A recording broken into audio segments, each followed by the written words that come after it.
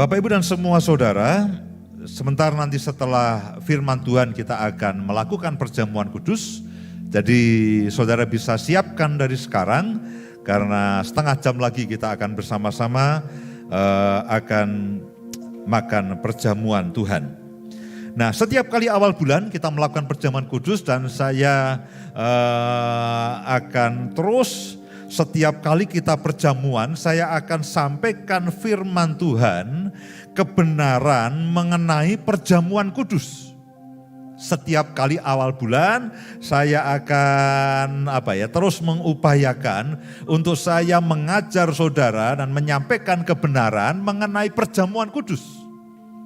Saudara mungkin tanya, Pak, apa pentingnya perjamuan kudus?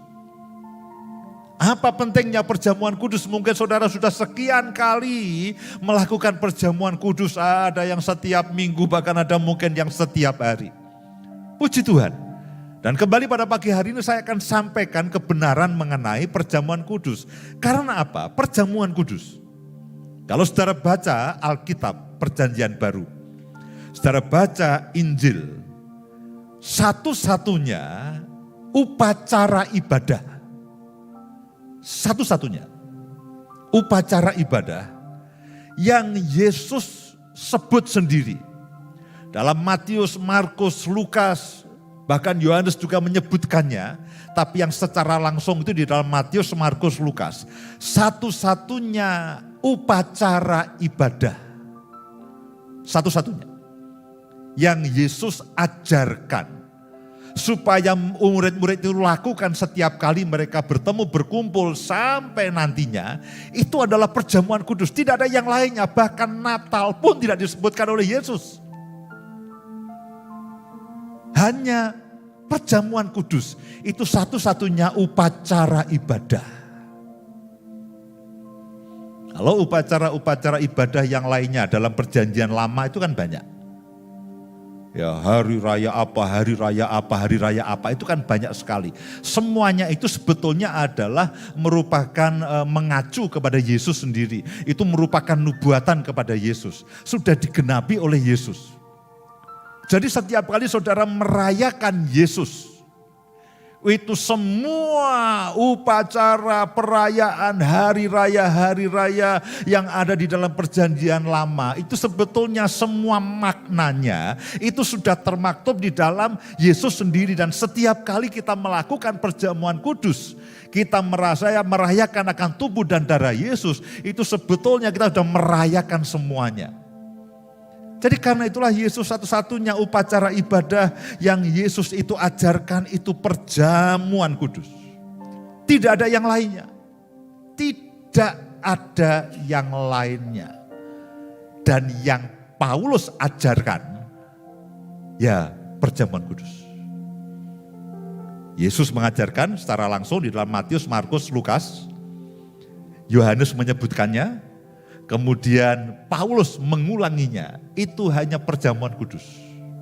Tidak ada yang lainnya. Artinya apa? Perjamuan kudus itu sangat amatlah menentukan dan sangat amatlah penting. Mari lihat sama-sama di dalam, kita lihat di dalam 1 Korintus pasal yang ke-11. 1 Korintus pasal yang ke-11. Ayat yang ke-23. 1 Korintus pasal yang ke-11 ayat yang ke-23. Sebab apa yang telah kuteruskan kepadamu telah aku terima dari Tuhan, yaitu bahwa Tuhan Yesus pada malam waktu ia diserahkan. Pada malam waktu ia diserahkan, itu pada malam sebelum dia disalibkan. Karena itulah judul khotbah saya pada pagi hari ini adalah malam penentuan. Karena itu adalah malam di mana Yesus melakukan perjamuan dengan murid-muridnya. Dan itu malam penentuan. Itu malam di mana besok paginya itu kemenangan besar terjadi atas saudara dan saya. Dan itu adalah malam penentuan. Kadang-kadang saya suka memberi judul yang bikin orang penasaran lah, apa itu malam penentuan? Yaitu malam pada waktu Yesus sebetulnya melakukan perjamuan dengan murid-muridnya, makan roti dan minum anggur. Sebab apa yang telah kuteruskan kepadamu telah aku terima dari Tuhan, yaitu bahwa Tuhan Yesus pada malam waktu ia diserahkan, dia mengambil roti. Dan sesudah itu ia mengucap syukur atasnya, lalu dia memecah-mecahkannya dan berkata, inilah tubuhku yang diserahkan bagi kamu, perbuatlah ini menjadi peringatan akan aku. Demikian juga ia mengambil cawan sesudah makan. Lalu ia berkata, cawan ini adalah perjanjian baru yang dimeteraikan oleh darahku. Perbuatlah ini. Setiap kali kamu meminumnya menjadi peringatan akan aku. Sebab setiap kali kamu makan roti ini dan minum cawan ini, kamu memberitakan kematian Tuhan sampai ia datang. Saya akan mulai dari peristiwa pada malam itu, di mana Yesus mengadakan perjamuan, makan roti yang dipecahkan dan minum anggur bersama-sama dengan muridnya. Sebelum paginya dia disalibkan, itu menggambarkan akan tubuhnya yang terkoyak, dan itu menggambarkan akan darahnya yang dicurahkan, dan kepada murid-muridnya katakan, makan dan minumlah, kamu harus mendapatkan bagian dari perjamuan Tuhan ini. Kenapa? Karena besok pagi adalah hari penentuan, di mana Yesus disalibkan. Yesus menebus dosa saudara dan saya. Dan setiap orang yang percaya penebusan dosa itu berlaku, dan bukan hanya dia mati, disalibkan untuk menggantikan saya dan saudara dan menebus dosa saudara. Tapi pada hari ketika dia dibangkitkan, dia memberikan kemenangan kepada saudara dan saya. Itulah yang membuat saya dan saudara dikatakan lebih daripada pemenang. Karena apa? Karena Yesus itu sudah menang melawan maut, melawan segala kuasa, melawan segala penghulu, melawan semua pemerintahan, melawan antikris. Yesus sudah menang. Yesus sudah menang.